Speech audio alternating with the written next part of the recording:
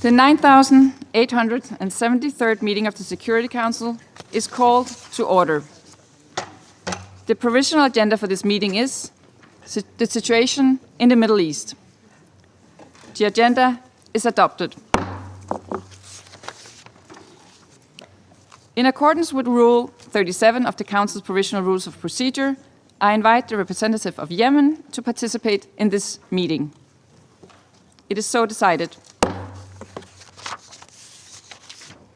In accordance with Rule 39 of the Council's Provisional Rules of Procedure, I invite the following briefers to participate in this meeting. Mr. Hans Grunberg, Special Envoy of the Secretary-General for Yemen, Mr. Tom Fletcher, Under-Secretary-General for Humanitarian Affairs and Emergency Relief Coordinator, and Ms. Nesma Mansour Ali, Peace Track Initiative. It is so decided.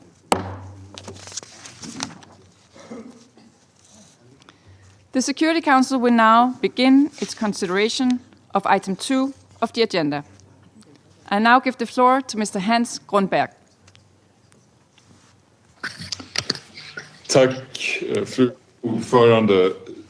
Madam President, may I begin by wishing all Yemenis and Muslims around the world Ramadan Kareem as they start this period of reflection and coming together for the holy month. While Muslims around the world are celebrating the holy month of Ramadan, unfortunately, this celebration will not be complete for the families of many of our colleagues in arbitrary detention by Ansala. The absence of their family members will be deeply felt during a month that should be one of gathering and connection with loved ones.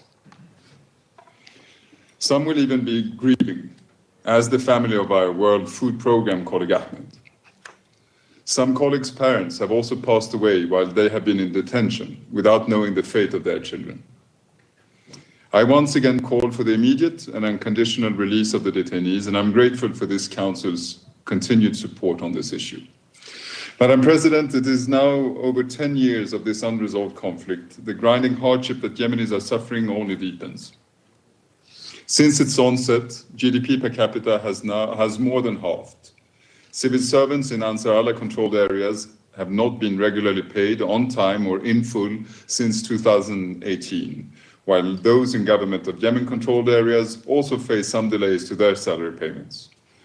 Moreover, the Yemeni Riyal in government of Yemen-controlled areas has fallen by 50% in the last year, driving up prices of basic commodities. As a consequence, poverty has surged across the country. Madam President, in past months, I have cautioned repeatedly against escalatory actions. Recently, we have seen a rise in rhetoric from the parties to the conflict, pre-positioning themselves publicly for military confrontation. We must not allow this to happen. Words matter. Intent matters. Signals matter. Mixed messaging and escalatory discourse can have real consequences, deepening mistrust and fueling tensions at a time when de-escalation is crucial.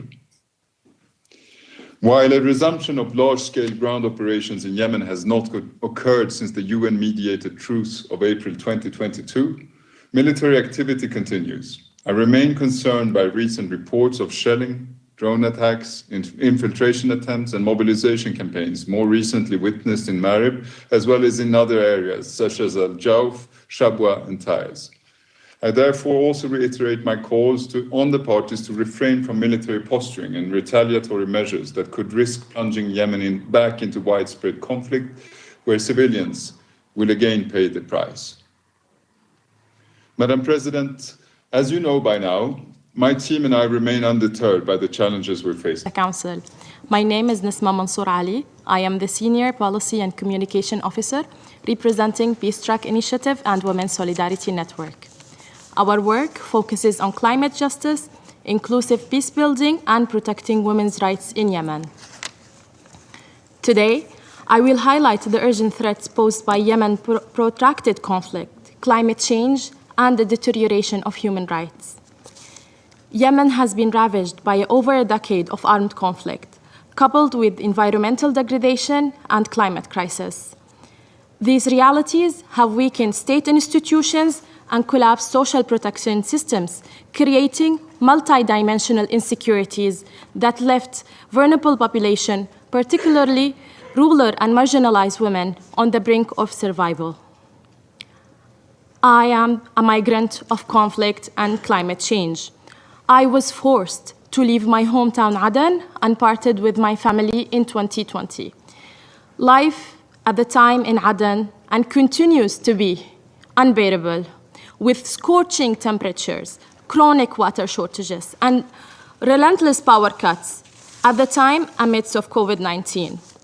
Every day was a struggle to manage the brief 2-hour window of electricity, juggling either to run the pump to fill the water tanks, or to do laundry, or charging our devices, or at least to snatch a few moments of sleep under the relief of air conditioning. Leaving Aden was a necessity for survival and a painful testament of how conflict and climate change can uproot lives, and tear families apart. President, Your Excellencies, the war have devastated Yemen's environments and ecosystem. Attacks on oil refineries and ports, indiscriminate landmines in agricultural land and coastal areas, leaks of oil and toxins, the destruction of critical infrastructure like power stations and water system left Yemen in ruins. I will never forget the towering plume of smoke that covered the city when the Houthis attacked Aden's refinery in 2015. A dark cloud choked the air and left the city in despair. This scenario repeated itself as Israel attacked over 24 oil storage last year in Hodeida's port. The marine system are being destroyed. Oil spills, unregulated fishing, untreated sewage water have polluted the coastal waters, destroyed fish populations, and endangered public health. Landmines are making it dangerous to grow food or to access water, worsening food insecurity. Climate change is deepening the crisis in Yemen. Floods are displacing landmines and making the demining efforts more complicated than they are. They are also exacerbating the pre-war intertribal conflicts that are over resources that claim almost 4,000 lives annually.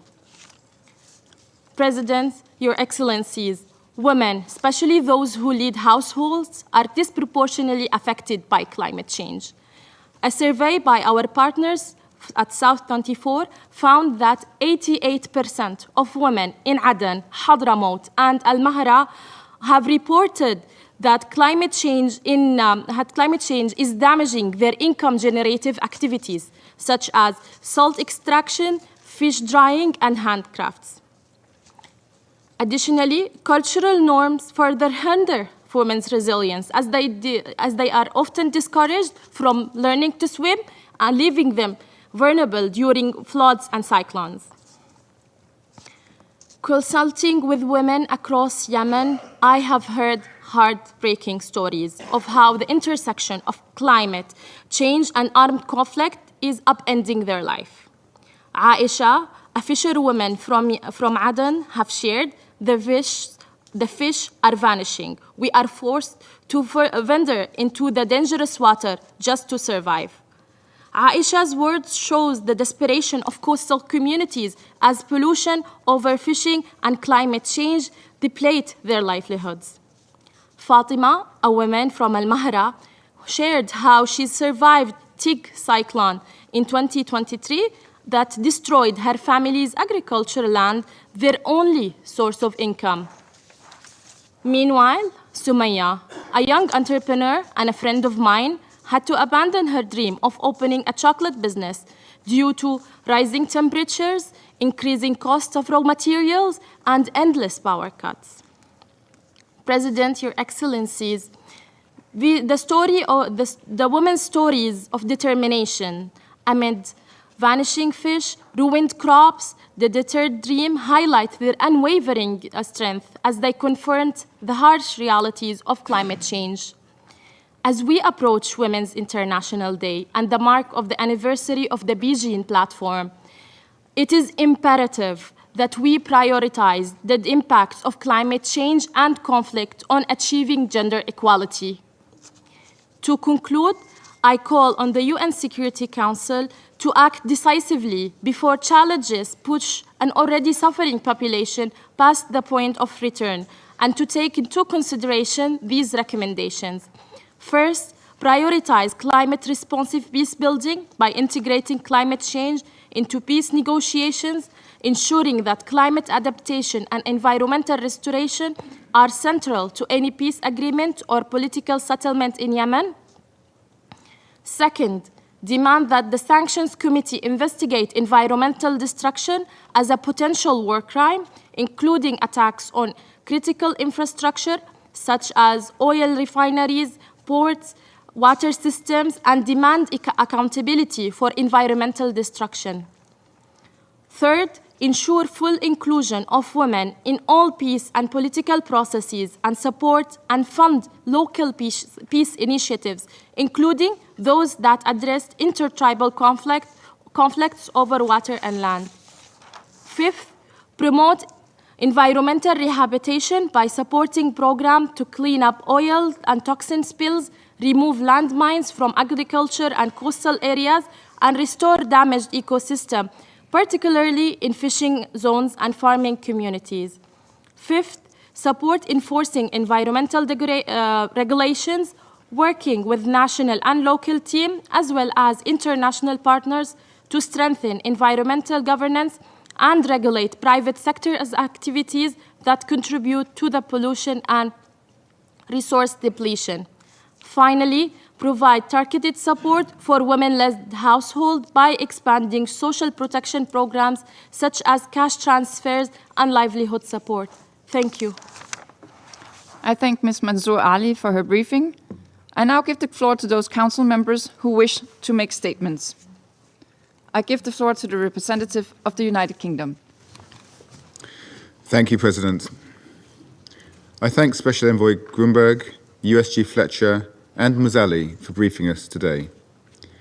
In particular, I want to fully endorse the attention they have brought to the plight of women and girls in Yemen's crisis. I also welcome the participation of the representative of Yemen at our meeting. I'll make 3 additional points.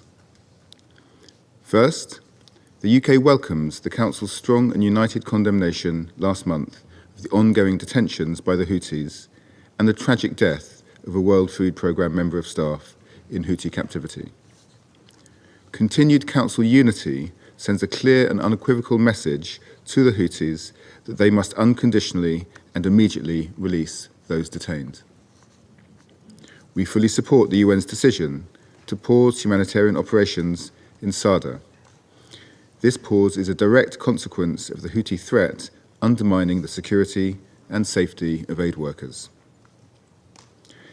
Ms. Ali and this morning's press stakeout have again highlighted how this already dire humanitarian situation is exacerbated by climate change, intensifying existing threats such as water and food security. Second, the Yemeni Coast Guard's announcement of their interdiction of a dhow containing advanced weapon components, reportedly destined for Hodeidah port, is more evidence of a clear violation of the arms embargo contained in Security Council Resolution 2216. We reiterate our call for all UN member states to ensure full compliance with the arms embargo.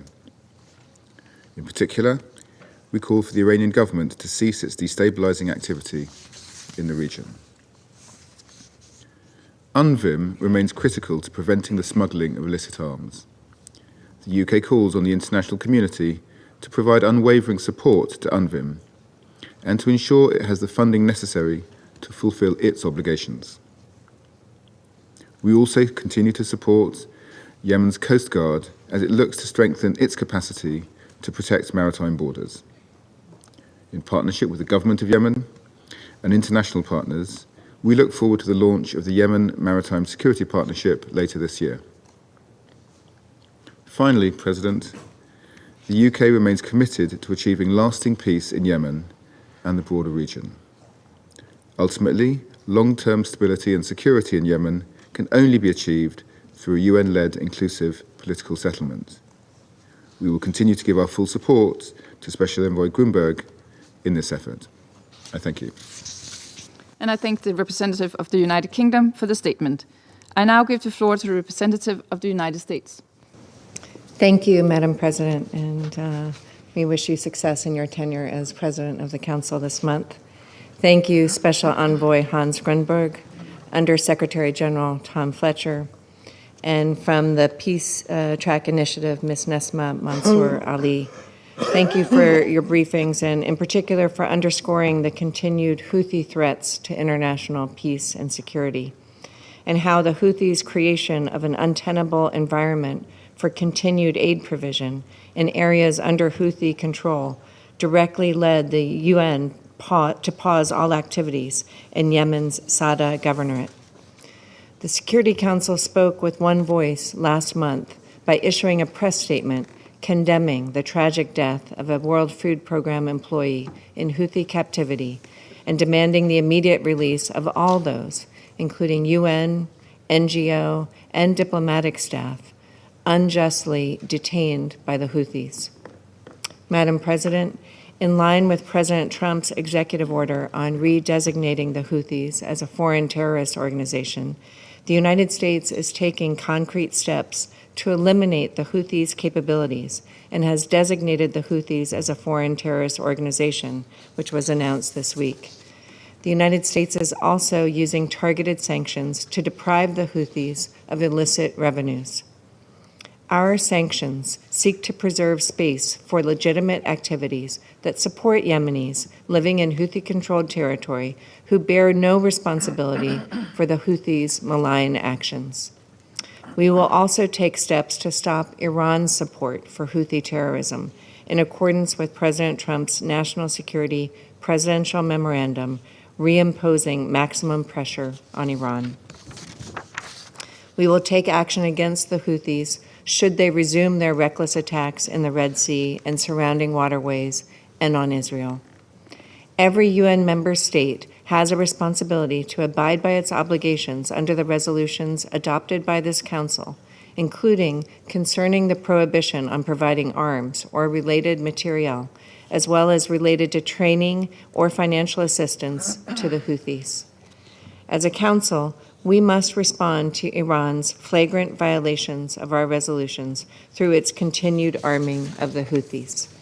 We reiterate our call for this Council to take steps to strengthen the UN Verification and Inspection Mechanism, or UNVIM, and for member states to do their part by increasing funding for UNVIM's long-term planning, recruitment of staff, and critical infrastructure needed for enhanced capacity to inspect 100% of covered containers. The Houthis continue to attempt to hold the Bab al-Mandeb and global commerce hostage. The Houthis have shown little willingness or ability to distinguish among their targets, and their claims that their attacks have any legitimate basis should never be accepted. We also have already seen Hamas, another Iran-enabled terrorist group, advise the Houthis to keep their hand on the trigger for renewed attacks on regional states and international commerce. Member states must stop making excuses for the Houthis and cease propagating a false moral equivalency on regional issues. Houthi actions have done nothing for the Palestinian people. They have only endangered the lives of innocent, and they have brought more suffering to the Yemenis. The Houthis' obstruction of aid exacerbated the spread of cholera last year, and so-called Houthi authorities continue to routinely harass civilians and shake down small business owners.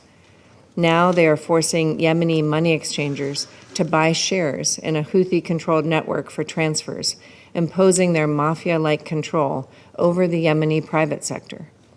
The Yemeni people continue to suffer from this economic repression and Houthi roundups, unlawful detentions, and sham trials are an affront to the international community. The Houthis have had many opportunities to de-escalate and set free the detainees. They have refused them all. Madam President, in recent meetings, many council members expressed particular concern about the Houthis' sham so-called judicial proceedings involving a significant number of detainees. We categorically reject the unlawful process and strongly warn of any potential use of it as cover for politically motivated killings. We are closely monitoring these sham proceedings, especially if they move to the stage of handing out purported sentences in the Houthis' so-called state security court. If the Houthis do this, all donors must stand ready to respond with further concrete steps to reduce the exposure of their field staff and programs to Houthi abuses. To reiterate, the United States will continue to oppose the destabilizing actions of the Houthis and will not abide by any attacks on our interests. I thank you. I thank the representative of the United States for the statement. I give the floor to the representative of the Russian Federation. Madam President, we congratulate Denmark on assuming the role of presidency in the Security Council and wish you every success. We would like to thank our Chinese friends for the excellent presidency in the month of February. We would like to also thank the Special Envoy, Hans Grunberg, and the Undersecretary General for Humanitarian Affairs, Tom Fletcher, for their briefings. We listened very closely to Ms. Ali. The situation in Yemen remains difficult. The increasing, in the recent times, military incidents at the line of contact can upset the balance of forces and turn into an uncontrolled escalation, which is fraught with a full-scale resumption of hostilities potentially. We don't exclude that this trend could result, inter alia, from accumulated fatigue on the part of the opposing parties with a stalled process of Yemeni settlement. In addition to that, there is a further deterioration in the socioeconomic sphere in the country. It's accompanied by power cuts, inflation, growing prices on basic necessities. There is a rapidly deteriorating humanitarian situation, and there's a growing threat to food security. And this hits hardest, as usual, the most vulnerable strata of the society, women and children. And despite the efforts undertaken by the Yemeni authorities, they have not managed so far to materially improve the situation. In the waters of Yemen, so far there's been a relative calm. The Ansar Allah movement, as was promised by his leadership, is currently refraining from striking the commercial vessels crossing the Red Sea and the Gulf of Aden. But it would be a mistake to say that there is a final stabilization. The general explosive situation in the Middle East gives very few reasons for optimism. Take into account that the fragile ceasefire in the Gaza Strip has not, to date, moved to the second stage, providing for the permanent ceasefire. There is a serious risk, therefore, also to the situation in the Red Sea. Madam President, under the current conditions, Yemen still retains a chance to overcome internal differences and take the path to sustainable peace. The international mediation in the person of Special Envoy needs to make every effort to resume the negotiating process on the roadmap for the Yemeni settlement and to formalize the agreements it contains and to launch a fully fledged political process. Success in this area is only possible through dialogue and take into account the legitimate interests of all leading political forces in the country, including Ansar Allah. In the absence of visible prospects for ways out of the crisis, there is inevitably a backsliding into civil war. For our part, we reiterate our full support to the efforts in this area made by the Special Envoy, Mr. Grunberg, and we will continue helping him as much as we can within the framework of our regular contacts with all Yemeni protagonists and key regional players. We would like to recall here that there's a need to eventually update the legal basis for the settlement to make sure that it realistically reflects the situation on the ground. Madam President, unfortunately, this approach of ours is not shared by one and all. Instead of pushing the Yemeni sides towards compromise, some countries continue being guided by the logic of maximum pressure, the logic which has shown its ineffectiveness in Yemeni realities. We were disappointed to learn that the decision by the U.S. administration to designate Ansar Allah as a terrorist organization did come into effect 2 days ago. And we warned our American colleagues. We said that the openly antagonizing one of the key sides of the conflict would lead to no good. A similar step undertaken by Washington in 2021 only worsened confrontation and made it more difficult to look for a peaceful settlement in Yemen. It's also easy to predict the consequences that this step will have for the humanitarian cooperation in this country. The humanitarians already are voicing their concerns, saying that this measure will limit the possibility of humanitarian work, create logistical and financial problems for humanitarian operations. In the interest of the entire people of Yemen, we once again call on the White House to reconsider this decision. The difficulties for the humanitarians in Yemen, unfortunately, do not end here. There is a continued pause by the UN with humanitarian operations in the Sada governorate. This resulted from a mass detention by the Houthis of the local UN staff at the end of January. There are other UN staff and humanitarians which were earlier detained, and we note the tireless efforts by UN leadership to release them. Last month, members of the Security Council agreed a statement with a very strong signal in support of these efforts. We, for our part, are also doing work here and hope that the situation will be resolved in the very near future. Madam President, in conclusion, we would like to underscore that the political settlement in Yemen process could become an important contribution to de-escalation in the entire region. Against this background, we think what is needed is joint work to find mutually acceptable solutions aimed at lowering tension and settling crisis using policies and diplomacy on the basis of international law. There is still relevance to the Russian concept on ensuring collective security in the Persian Gulf. It provides for incremental steps towards unblocking conflict situation, developing confidence building and verification measures, and ultimately creating a comprehensive collective security and cooperation architecture, the kind that could subsequently be used in all countries in the Middle East. I thank you.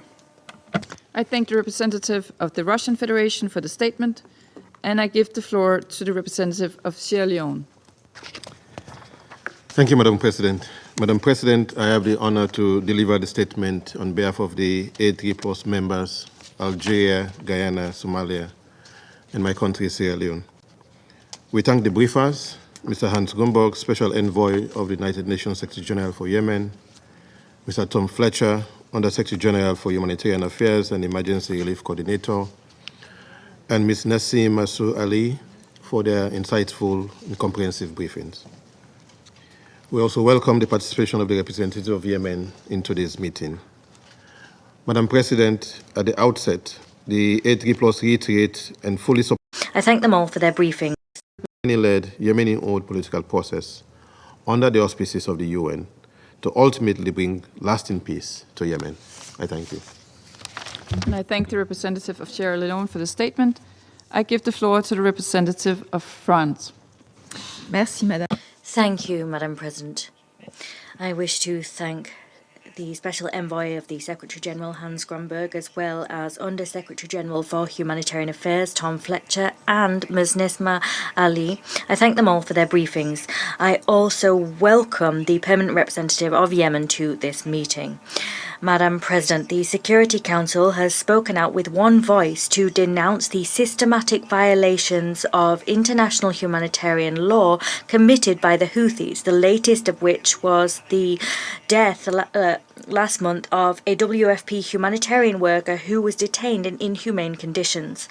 France reiterates its fervent condemnation of the arbitrary detention by the Houthis of tens of UN and humanitarian personnel, both local and international, as well as members of Yemeni civil society and members of diplomatic missions. We call for their immediate and unconditional release. We urge the Houthis to guarantee safe and unfettered humanitarian access to all areas and populations under their control.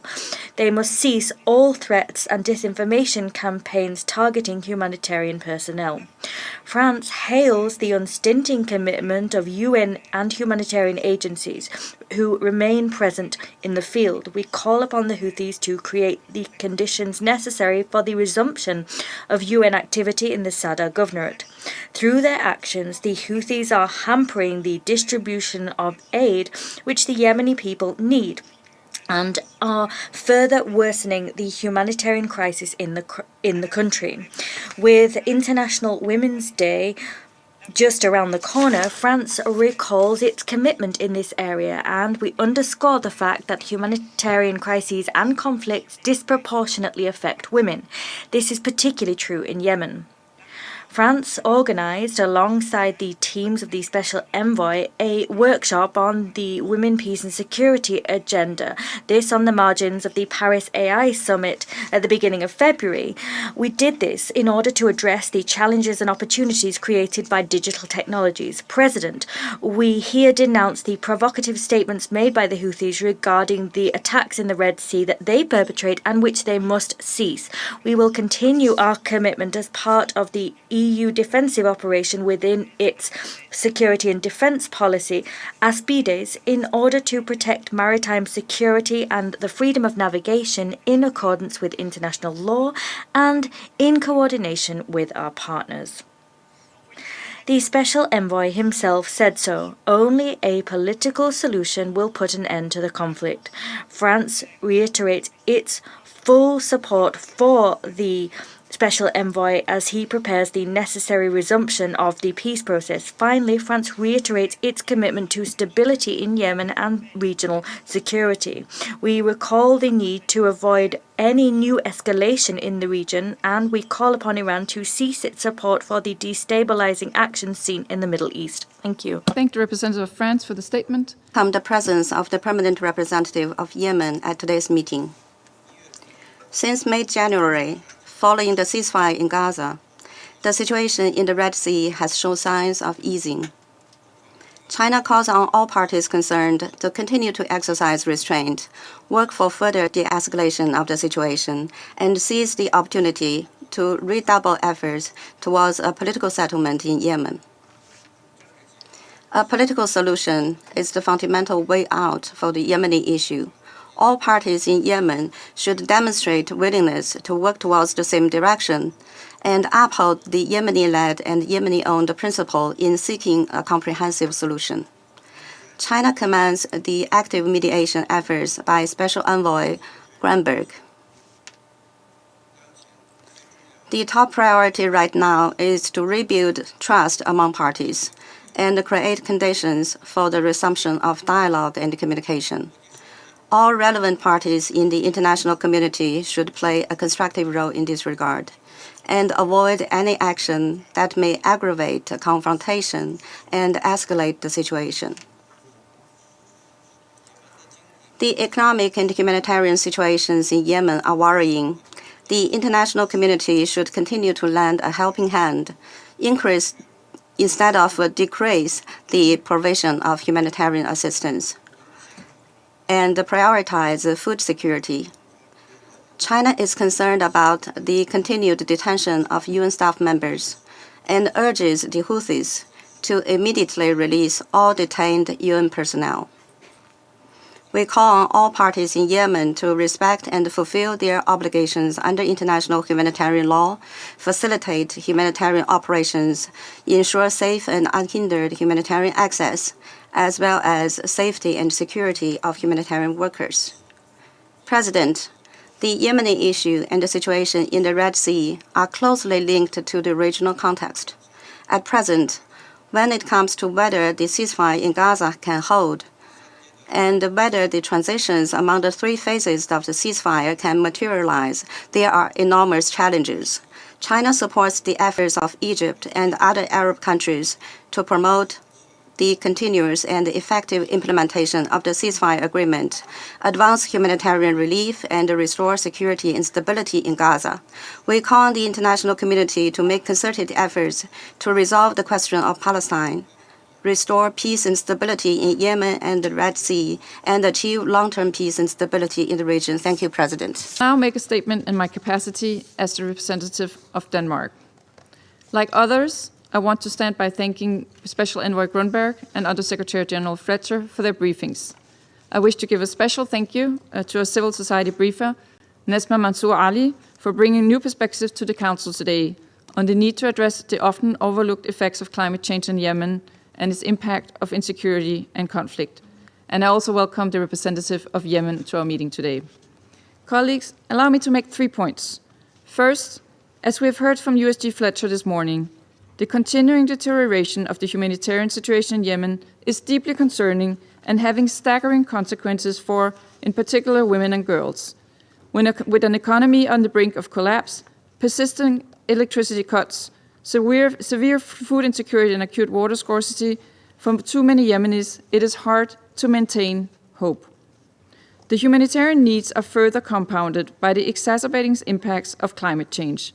As the third most vulnerable country to climate change in the world, Yemen is highly affected by climate-induced disasters, including droughts and floods. The convergence of prolonged conflict, environmental degradation, and climate change has created a perfect storm of crisis with competition over scarce resources, threatening Yemen's short and long-term peace and stability. As Council members, we must do more to make sure that the climate considerations are integrated into peace-building strategies, local mediation efforts, and future peace settlement process. We urge the international community to support the Yemeni government in addressing those challenges. Second, the Houthis continue to unlawfully detain UN staff and humanitarian personnel, many of whom have spent years delivering assistance to the people the Houthis claim to serve. The tragic death of a WFP staff member held in Houthi detention last month underscores the urgency of ensuring the release of all those arbitrarily detained. We call on the Houthis to do so immediately and without preconditions, and we demand that their rights are respected in line with international law. We appreciate the Council speaking in one voice, condemning this by adopting a press statement last month. As in all other conflicts on this Council's agenda, safe, rapid, and unimpeded access for all humanitarian access are non-negotiable requirements. Third and finally, the Houthis' threats to further escalate attacks in the Red Sea will not make Yemenis' lives easier or more secure. Rather, they risk drawing Yemen further into the regional turmoil and an endless spiral of retaliatory violence. Attacks against international merchant vessels, regardless of their origin or destination, have no justification. Freedom of navigation must be respected in line with international law. Denmark will continue to defend this as part of the EU Operation Aspides. We further underscore the need to reinforce the targeted arms embargo on the Houthis. In closing, the Houthis must refocus their efforts on addressing the needs of the millions of Yemenis who have suffered over a decade of war by engaging in the UN-led political process towards a lasting solution to the conflict. Denmark expresses full support for the efforts led by UN Special Envoy Hans Grunberg. We encourage all stakeholders to engage actively with his office to pave the way for a resumption of the political process. Thank you. I resume my function as President of the Council. I now give the floor to the representative of Yemen. شكرا السيدة الرئيسة. Thank you, Madam President. We would like to express our happiness and pleasure to see you, Ambassador Christina, preside over the Council this month. We wish you and your country all the success in this, in assuming the presidency of the Council. We also thank the predecessor, the permanent representative of China, for their successful presidency of the Council. I also thank Mr. Grunberg and Mr. Fletcher for their briefings, and Ms. Nesma Ali for her valuable insights. Madam President, as the conflict continues and enters its 11th year, Yemen stands at a critical juncture. Our Yemeni people, the steadfast and resilient people, aspire for peace and an end to their long suffering. However, the aspirations and hopes of our people could not be materialized due to the destructive approach of the Iran-backed Houthi terrorist militias who rejected all regional and international efforts to achieve peace, and their ongoing failure to fulfill the peace obligations through escalation, through military posturing on all fronts, their ongoing violations of all commitments, and their plans to return to a full-scale war, plunging Yemen into an unprecedented humanitarian crisis.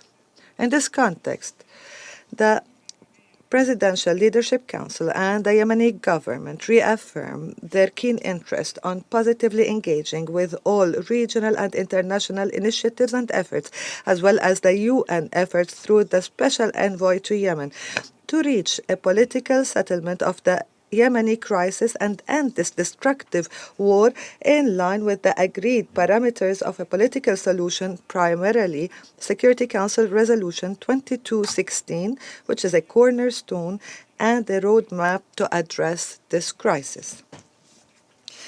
Achieving just, inclusive, and sustainable peace in Yemen requires international support and a strategic partnership that translates into practical steps to support the efforts of the Yemeni government to end the coup, to restore state institutions, and extend state authority over all Yemeni soil, ensure the safety of the Red Sea and the Bab al-Mandeb Strait, transforming it from a source of threat to a bridge of peace, as it has been historically.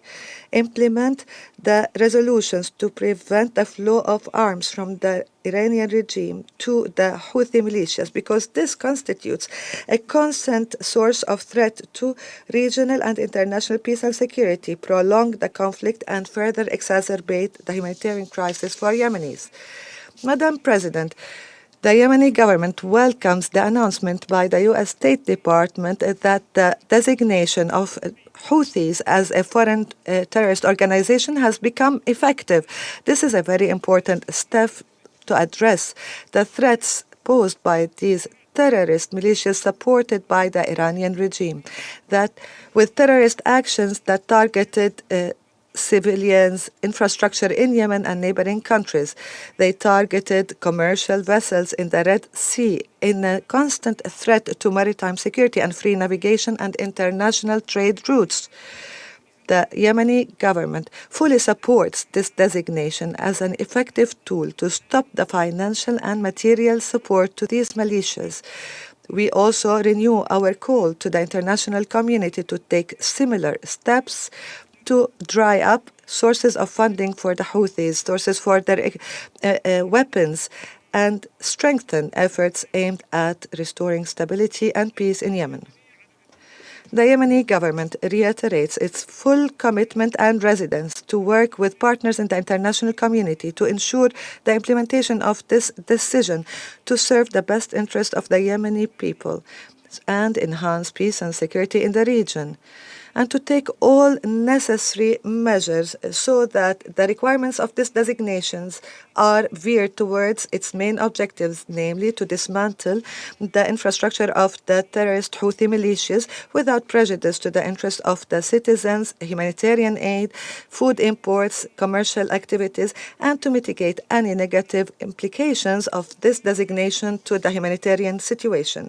Madam President, Yemen faces tremendous economic, humanitarian, social, institutional challenges as a result of the war that was launched by the terrorist Houthi militias, which caused Yemen to lose more than half of its GDP, equivalence of $250 billion, the depreciation of our national currency, the rise in inflation rates as well as in unemployment rates that reaches now 80%. The Yemeni government is making tremendous efforts to address these challenges and to prioritize urgent actions to achieve economic stability and enhance the ability to be resilient with short-term plans to stop the deterioration economically and at the humanitarian level, to lay the foundation for economic development, enhancing governance and the resilience of the private sector.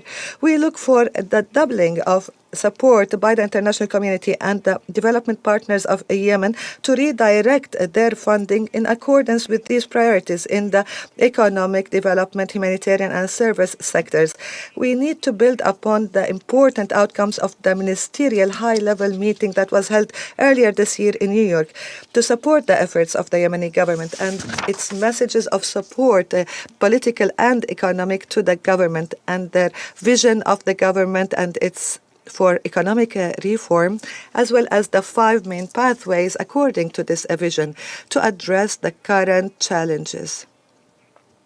We also highly appreciate in this context the support provided by our brothers in the Kingdom of Saudi Arabia to the Yemeni people and government in these very difficult and extraordinary times, as well as appreciating the support from all our brothers and friends to mitigate the humanitarian suffering of the Yemeni people. Madam President, as we welcome the unity that this August Council has shown through its strong condemnation of the arbitrary detention, ongoing detention of personnel of UN, international organizations, civil society organizations and diplomatic missions operating in Yemen, and its call for an immediate unconditional release of all the detainees, yet we stress the importance of making more efforts and pressures on the Houthi militias and take strict measures to stop their violations and to immediately release all detainees and abductees without any conditions. We recall the warning of the Yemeni government that these militias will not stop its blackmail of the international community and will commit more of these detentions and violations against civilians and humanitarian personnel. They will not stop to violate and mistreat those arbitrarily detained in their prisons. As such, we call again that the headquarters of UN organizations and international organizations operating in Yemen be transferred to the temporary capital, Aden, to ensure a safe and stable environment for humanitarian and relief work without any obstacles, and stop the looting that is practiced by the Houthi militias, and make sure that the humanitarian, where they use the humanitarian aid to their military efforts to continue their war against the Yemeni people. Madam President, at the time when member states review next week the progress in the implementing the Beijing Declaration and Platform of Action during the 69th session of the Commission on the Status of Women, as these members review the progress and as we approach the celebration of the International Women's Day, the Houthi militias destroyed all progress achieved for Yemeni women. These militias continued their grave violations and their kidnapping and arrest of hundreds of Yemeni women, depriving them of their political, economic, and social rights. They continue to incarcerate them in secret prisons with fabricated charges, practicing all sorts of blackmail and torture, psychological and physical, against them, subjecting them to sexual harassment and assault over their political, media, and human rights activism, preventing them from politically participating in building the Yemeni society. An example to these crimes is a tragedy of Ms. Rabab al-Midwahi, who was kidnapped by Houthi militias 9 months ago. Few days ago, her mother died with anguish and grief over the incarceration of her daughter and her forced disappearance. This tragedy is only an extension of the criminal practices against innocent civilians in areas controlled by these militias. This crime is not an individual one or an individual tragedy, but rather systematic policy and a blatant example of the crimes practiced by these militias through abduction, torture, and terrorizing of families. This led to the death of many mothers of anguish and grief over the fate of their children in the prisons of these militias under inhuman conditions in a blatant violation of international law and international humanitarian law. Thank you, Madam President. Thank the representative of Yemen for the statement. There are no more names inscribed on the list of speakers. The meeting is adjourned.